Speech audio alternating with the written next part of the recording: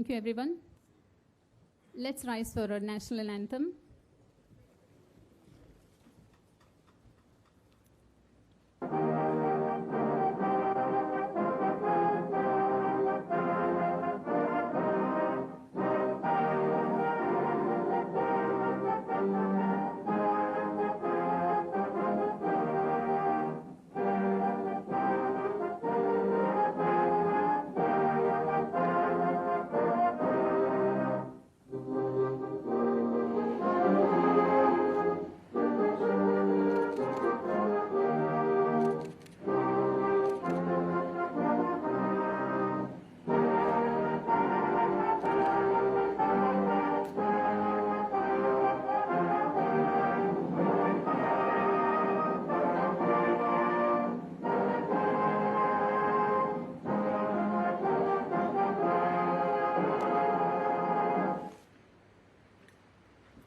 Namaskar.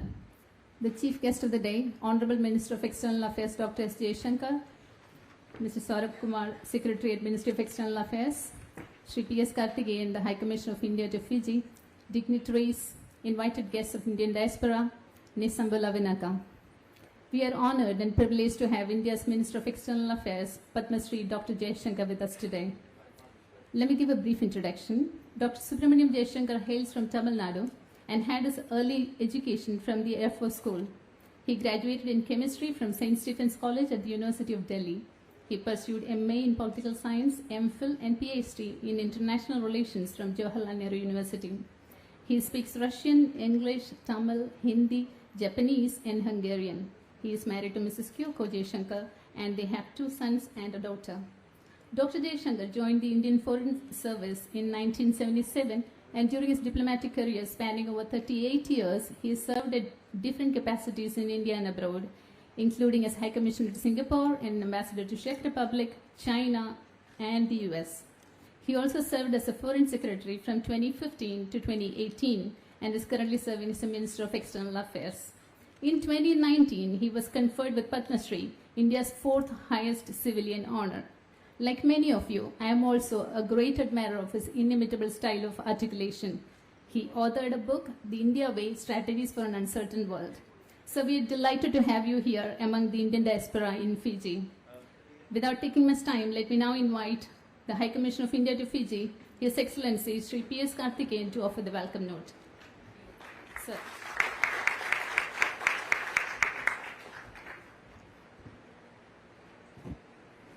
Respected External Affairs Minister of India, Dr. S. Jaishankar, Secretary East, Ministry of External Affairs, Saurabh Kumar sir, colleagues from the Ministry of External Affairs, diaspora leaders, community members, and my dear friends, Namaskar and a very good evening to all of you. It is indeed my great honor and a privilege to welcome formally our beloved External Affairs Minister to Fiji once again, and to India House, Suva, for this historic occasion. The last 2 days have been quite momentous in the history of India-Fiji relations. As you all would know, we just started yesterday the 12th World Hindi Conference, the prestigious global conference on Hindi. This is jointly being hosted by the Government of India and Fiji. External Affairs Minister had inaugurated that jointly with the President of Fiji, and today we undertook a very successful bilateral visit, the first ever bilateral visit of External Affairs Minister of India to Fiji. And here we are after unveiling the bust of Sardar Patel, one of the greatest leaders of modern India, whom we had the privilege here of having his bust.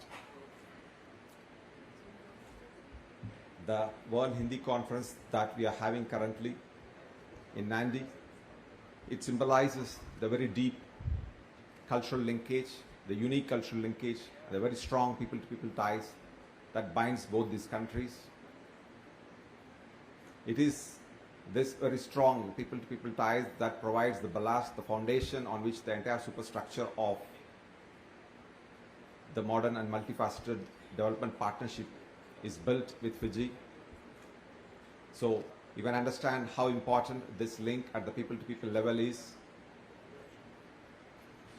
The celebration going on in Nandi right now, it's not just about language, it's not just about Hindi, it is about India Fiji, it is about celebrating the journey of Hindi in Fiji, it is about celebrating the unique Indian cultural identity that has taken a new home in Fiji.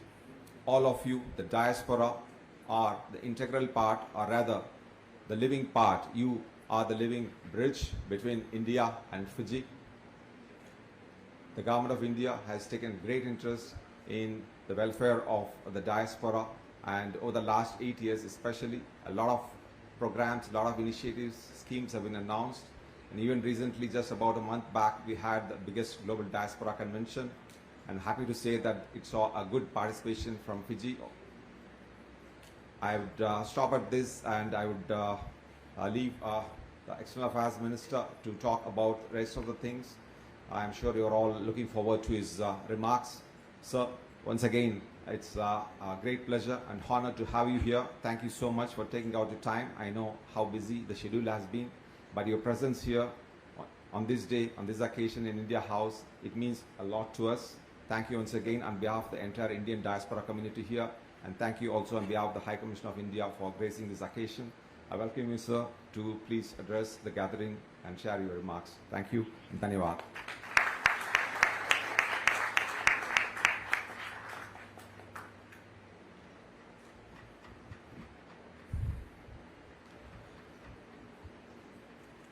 Ambassador Saurabh Kumar, Secretary, Ministry of External Affairs, High Commissioner Karthikeyan, friends. I'm on my first visit to Fiji, not just as External Affairs Minister, it's my first visit ever. And after 2 days, I'm wondering why it took me so long. So it's really been a very, for me, a very interesting visit. A lot of things that I can relate to, a lot of things that I learnt from being here. So what I'd like to do today is perhaps talk a little bit about my visit, because by doing so, I think you will get a sense of what is happening between India and Fiji. I'd also like to talk briefly to all of you about what is happening in India, because when I travel abroad and meet the Indian community, that's something that I always do. Now, as the High Commissioner told you, I'm here partly because a visit from an Indian Foreign Minister was overdue, but I'm also here because the Vishwa Hindi Sammelan is taking place right now in Nandi. It's something which probably would have happened a few years earlier, but for the COVID. But still, I must say from the meeting yesterday, that we've really got a very fulsome cooperation from the government of Fiji, a very strong participation by the Fijian Indian community, and really a very good global response. I think we have Hindi scholars and pundits from more than, I think, 30 countries. So now I begin with the Vishwa Hindi Sammelan, because in many ways it's illustrative today of what India means to the world. The fact that there is virtually no country in the world without an Indian community of some size.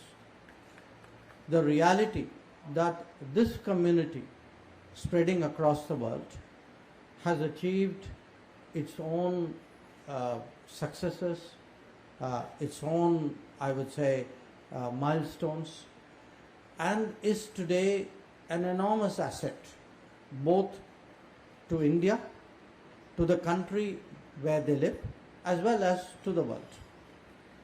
Now, in an era of globalization, it is reasonable to expect that this will only increase with time, because I think all of you would readily appreciate that today in the world needs talent, world needs skills, world needs professionals, world needs mobility. Because where the demand is not where the demographics is. And how to balance that out today is one of the big developments in the global economy. But I also mention all this to you because at home there has been enormous change, there's been great growth, but we have come through a very, very difficult time, like the entire world, dealing with the COVID. But we have come through stronger because I think we handled the COVID with a great deal of thought, with a very sound strategy, with capabilities which many doubted we had, with a degree of self-assurance which I think even surprised ourselves. So today the picture really is of an India very much on a recovery path, quite confident about handling what is clearly a difficult global situation, because the world has been impacted by 3 years of COVID, by a year of the Ukraine conflict and all the complications of that, by other stresses, some of which predated COVID, by debt, by trade disruptions, by climate change. So it's a messy world out there, but it's a world which, and India is today looking at with a degree of self-assurance and a degree of self-confidence. And that is also the perspective which I bring to bear in relationship to Fiji. Now, at the Vishwa Hindi Sammelan yesterday, we were very honored by the presence of the President of Fiji at the inauguration, by the fact that the Prime Minister of Fiji hosted the welcome event in the evening, by the presence of a number of leading members of the cabinet, and as I said, by representatives of the Fijian Indian community itself. Today, I've had, I think, a fairly long and certainly very detailed discussion on the future of our relationship with Prime Minister Rambuka as well as his senior cabinet colleagues. And the message that I brought to him from Prime Minister Narendra Modi was that India's interests in the Indo-Pacific today are very substantial. Whether you look at it as economic or trade interests, whether you look at the diaspora, or whether you look at the politics and the security and the strategy, or the technology. So when we look at the Indo-Pacific, we certainly see Fiji as a very important partner, a partner with whom there is a historic link, with whom there is an established relationship. And the challenge for us as the two governments is, how do we refresh this relationship? How do we make it more up to date? How do we address the issues which may have arisen, especially in the last 3 years? Because there's no country in the world which can say the last 3 years has not been transformational for them. Transformational both in a challenging sense and in a sense of discovering new capabilities. So our meeting today spent a lot of time addressing how to expand our development partnership. From the side of Prime Minister Rambuka, I certainly heard very clearly and loudly how much the Fijian Indian community and their contributions are valued. How keen the Fijian government is today in actually upgrading our relationship and intensified cooperation. So we discussed a number of areas. I think they range from health and education to sustainability, to development partnership, to business, to investment, to issues pertaining to the sugarcane industry. I mean, nothing which would come as a surprise to you, but I would certainly say the intent was to have a very open talk about what we could do for each other and with each other. And I leave with a sense of a agenda in an outline. You know, I got a clear picture of where Fiji wants to go, what are their priorities, where they think India can be helpful. And my task going back after reporting to Prime Minister Modi is really to fashion an agenda, that how do I take this relationship forward, how do we, where do we invest our resources and energies, what is it we prioritize, where is it that our capabilities can be useful, and our own experiences with different countries really working together can make a very substantial difference. They can make a substantial difference in terms of projects. They can make a big difference in terms of capabilities, exchange of experiences, training. So it's a fairly sort of, I would say, hopeful, optimistic picture. But then still, I would say, looking at the future, a somewhat unformed picture that I'm sharing with you at this point of time. I, of course, in all of this, took advantage to see as much of Fiji as I could. I attended the parliament briefly. I was actually witness to a speech in Hindi being given by a member of parliament.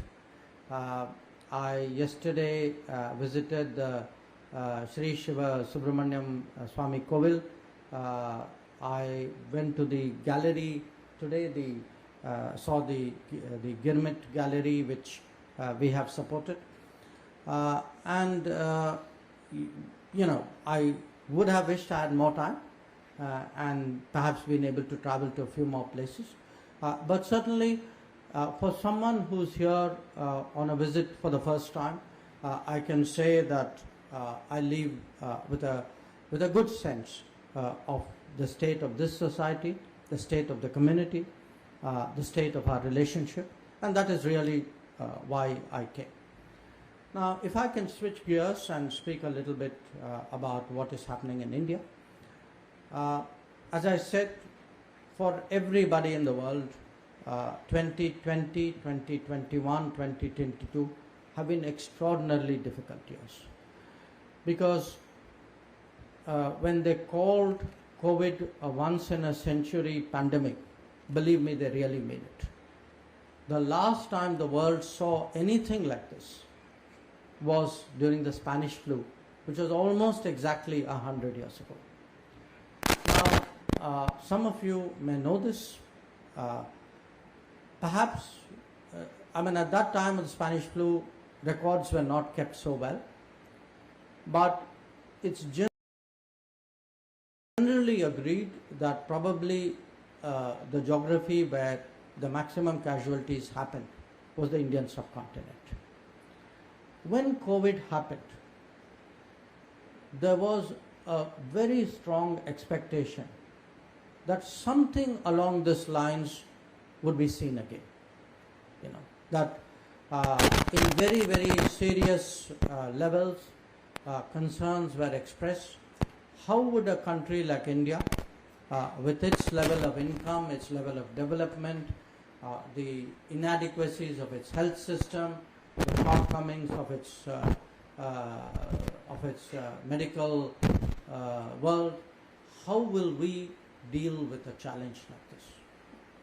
Now, if you fast forward 3 years, actually what we saw during this period was a country, because of leadership decisions, was able to create COVID centers literally by the tens of thousands, was able to manufacture ventilators, PPEs, masks, was able to produce vaccines, not just for itself, but for the world, was able to invent vaccines during this period, was able to get 2.5 billion shots in the arm and give you a digital certificate, which not many countries did initially. And not many countries, by the way, got shots in the arm also with the kind of frequency and coverage that they should have. So that's one part of it, that we came improve the, I would say, the public health challenge. Not without cost, not without challenges, not without losses, because there would be nobody in India who's not in some way been impacted personally by the COVID. But there's another part of this which is less known, and it's important that all of you appreciate it, which is that especially during the lockdown and the economic consequences that followed, there's a genuine fear of what happens when the informal sector shuts down, what happens when people go back to their villages, how do people deal with the loss of income, the absence of food during this period. And that is where the results of 9 years of better governance actually showed up. We were able to undertake the biggest food distribution effort in the history of the world. That for 2.5 years, till the end of last year actually, the Indian system, the Indian government was able to give food to 800 million people. Was able to give food free to 800 million people. Was able to put money in the bank accounts of 400 million people. And all this would not have been possible had the changes which enabled them not already happened. That because people were encouraged to get their Aadhaar number, because people were told go open your bank accounts, because people were told get digital, use your phone to link up with the real world. It is actually, for those of you who may not have been to India in the last 3 years, the biggest change which has happened in the last 3 years is the faster digitalization of India. That so much more today was done because it could be done on a digital platform. In fact, even the vaccination, we would not have been able to get that coverage so systematically with no disruption had it not been for the fact that it was riding on a digital system. Now, the digital system is not just meant for emergencies. It is also meant to improve daily governance. And that too we are seeing today. That at this time, we are constructing a social safety system in India, a social welfare program in India, which envisages people getting easy health access with the coverage, with the affordability for it, which promotes people getting pensions, which supports funding from government for people to build their own houses, which actually has enabled farmers by the millions, by the tens of millions, to get support for their crop on a rotational basis. And where you read about schemes like they replaced firewood with cooking gas, or they've connected up houses with the power lines, or right now what is the big change happening, which is to connect up houses with clean tap water. Now all this is happening because at the end of the day, there is the ability to deliver without leakage, without what leaves Delhi not reaching beneficiaries. And that is an enormous governance change which has today truly transformed India. That's one part of what is happening. There's so much more that I think it's important you people should know. Again, a common complaint which any of us who lived abroad and we came back to India, we would first make a infrastructure comparison. I came from this country, I transited that country, and by the time I reached India, look at the state of the roads, look at the railways, how long did I have to wait, see the airports, today it's not just the scale and number of infrastructure projects which are taking place. It is the fact that for the first time under the Gati Shakti program, they are actually being done in an integrated manner. That because again, one of our problems was different departments or different domains would do their own thing, sometimes at cross purposes with each other. Now, the fact that entire government of India is kind of working in a way, in a coordinated way for, you can say, a kind of master plan, that is making a huge difference in the state of infrastructure. Something similar is happening when it comes to human resources. You know, this budget which was just presented has envisages doubling of our nursing schools.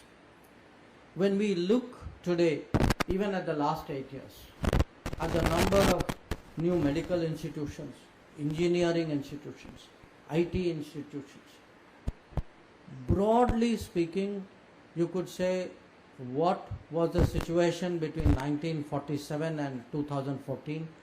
Today, you know, you would see increases somewhere between 50% to 100% of what was the achievement of the previous tenure. It will naturally vary by domain. And so the picture I present to you is really an India today, which is where the rate of the pace of change has picked up, where there's a very strong determination that the next 25 years, the years we see as an Amrit Kaal, these are years which will move us towards being a developed economy, that we will become much more, I would say, central to what is happening in the world. Certainly our presence in the world, our contribution to the world will be very much more in the coming years. And in many ways, I hear this not from Indians in India. I hear this actually as foreign minister when I travel out. You know, I was in New York last September. We have this every September, all the countries gather. Often Prime Minister heads our delegation. He did not go, so I was representing India. I actually had foreign ministers of other countries wanting to do a function in New York in the middle of all that UN hangama which was going on, because they said we need some forum to say thank you for the fact that you sent us vaccines. That's the kind of sense. I mean, many of you would have seen in your TV sets in the last 2 weeks what's been happening in Turkey and Syria. The fact was, within 24 hours of the Turkey earthquake, we were actually able to get a plane in. We were able to get a plane in, first with a rescue team. We were able to very rapidly set up a hospital, field hospital there. If there's on Twitter, for those of you who have the time and inclination, there's a very interesting, I think it's a TRT video? There's a Turkish video. It's a Turkish video of an Indian hospital operating in a school. You know, they made it into a makeshift facility. Do watch it. And, you know, as Indians or people of Indian origin across the world, I think we should look at this and then try and understand, you know, what has changed today in our country. Even where Fiji was concerned, you know, some years ago I think you had a tropical cyclone called Yasa. Now, at that time we did what we could, you know, we sent supplies, we tried to be of help.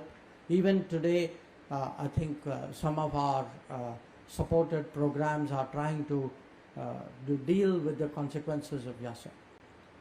Even during COVID, you know, we made sure that small countries who would normally have not figured in other people's calculation, who would have therefore been left behind in the agenda. They were remembered, they were cared for, and that's something which we are again trying to do with the G20 presidency.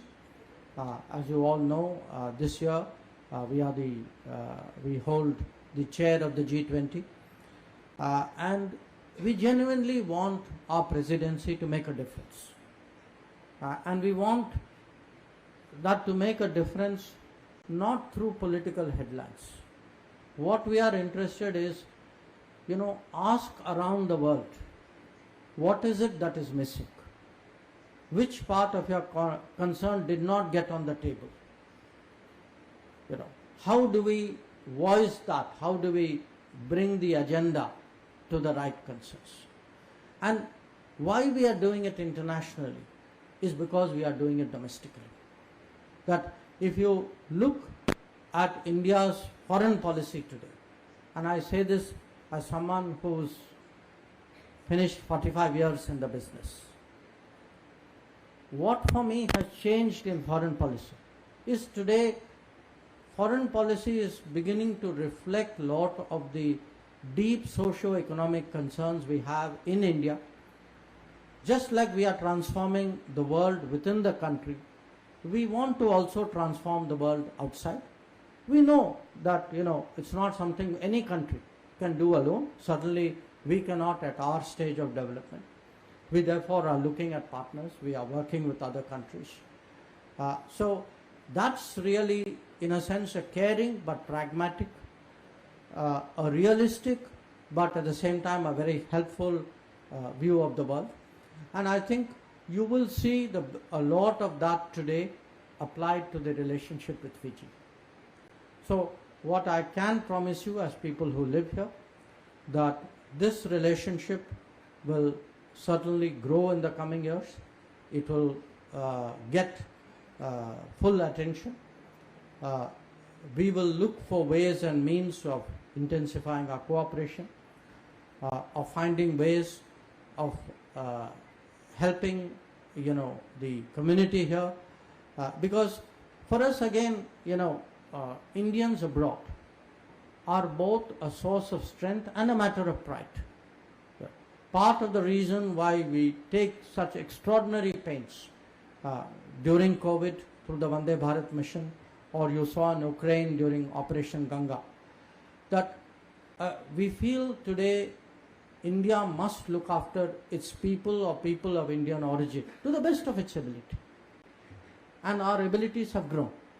So this too will grow in the coming years. So once again, I thank the High Commissioner for inviting all of you. It's a real pleasure to see or meet all of you. I again want to say that it's for me been a very, very pleasant experience, and certainly when I leave tomorrow, a very happy memory of coming here. I hope to come back, perhaps meet some of you in more easy circumstances, but it's truly been a great pleasure. Thank you. Jai Hind.